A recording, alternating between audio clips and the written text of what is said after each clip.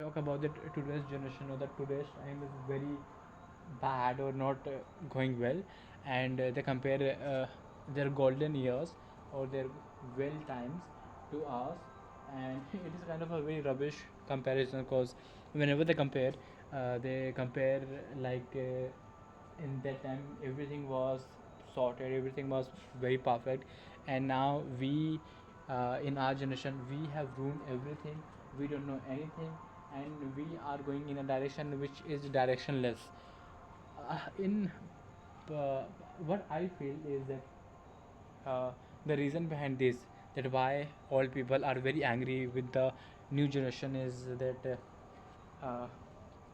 the dependence they had, which we don't have. Like, we are not dependent on any other things, and the source of information that we had now. It like when we get a lot of knowledge or the information about different things, we create and understand the world in a better way. So uh, inherited we inherit some laws, some different laws, some new laws. We see the society and the world as a different way, and whatever the information we gather, we compare all of those things into the others and the previous ones, and in general term we will find all of those things which are more reliable to our conditions and more reasonable. In that term, the part of the information helps a lot.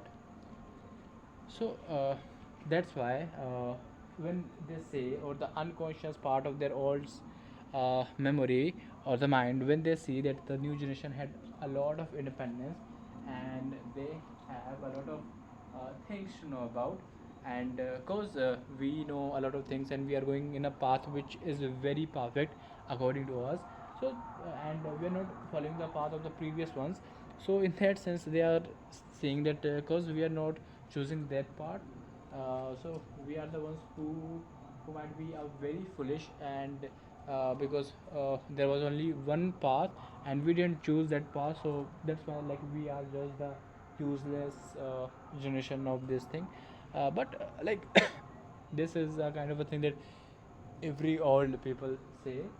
uh, but also there's a rule or the part of the environment that comes in these things. I don't know how this environment thing comes.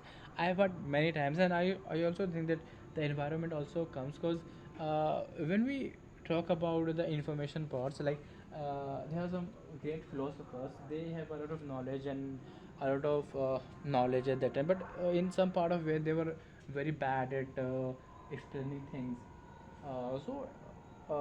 It's very hard for believe that some of those philosophers who like whom the minds were very great, they were very bad at thinking in some certain points. So in that way, we have to believe that the environment is a major factor to shape our reality. But I don't know how that environment are shaped. Maybe I can study the psychological factor, uh, and there's a sociological factor also. And now I understand that the sociology is very kind of an interesting subject compared to any other. Uh, the reason behind this is very simple. Like, I like philosophy because the philosophy has the reasons, and some interesting things about the epistemology, ethics, and the metaphysics. But when it comes to the society, society and the sociology doesn't talk about thinking or the just let's think about something. It's study all the tribes of the worlds and how they behave, and by studying all of those, they get the knowledge or the idea that how the society works in real way. And by comparing those to our modern lives, we get the idea that the thing we used to think that they are the moderate, they are the pillars of the society, seems like a vanishable thing. And because they are vanishable things, we can vanish them at any time, and if they are causing any harm in the society, then why we need those things? So that's why society or the sociology subjects is very good, uh, and it's a very broader subject, and the impact of that subject is very much more, uh, what to say, much more usable in compared to all other subjects.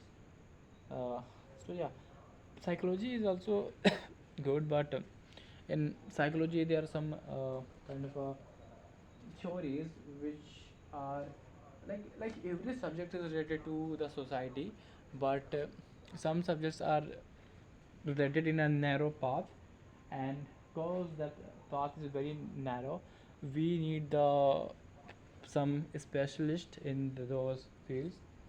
Okay, so there are two kind of subjects. Like one subject talks about uh, one subject which has the like every subject needs a specialist or the professionals, but to having or becoming a professional at those fields, uh, that field might be a very big. Like for example, the physics.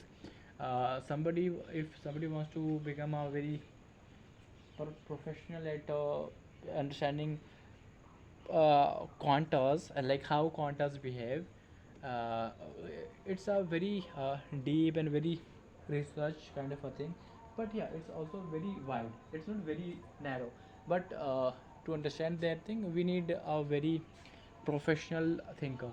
And compared to the other things like psychology, there are some parts where we need professionals, and to understand that thing better, uh, that path is very narrow, so it's very hard to connect that part to others. So I guess yeah, that's kind of a thing. And what else? This is a very famous laptop. I don't know by which company. I have seen a ad of that laptop in between like around 2 or 3 years back. Like right now, I'm walking up and down, not up and down, like here, hands and forth. So the camera of that laptop has the movement thing, like it can capture my movement and behave according to or move move its direction according to my walking. So that's kind of a very amazing thing. But yeah, this is kind of a just a mobile, and what else I can do with this. And whenever I think about these things, I get the idea of the, like I compare the Americans, Europeans, and the third world country. So they have better equipments about related to technology, and uh, we can't just say that we have mobiles and the internet, so that's enough. That's not enough actually. When you see kind of a products which which can do a lot of things. For example, there is a product called there is a famous product by the Meta, which can uh, display all of those things into the glasses of the goggles. Now super tech child like Bill Gates, they can do a lot of new things, like study the behaviors of the people. They can do a lot of works on the psychology, and they can also understand the physics better, and by understanding physics better they can get the degree of the graduation at uh, very early year. So that might be also helpful, and if somebody is very great at physics, they would be become they would likely going to become a very great, and might be uh,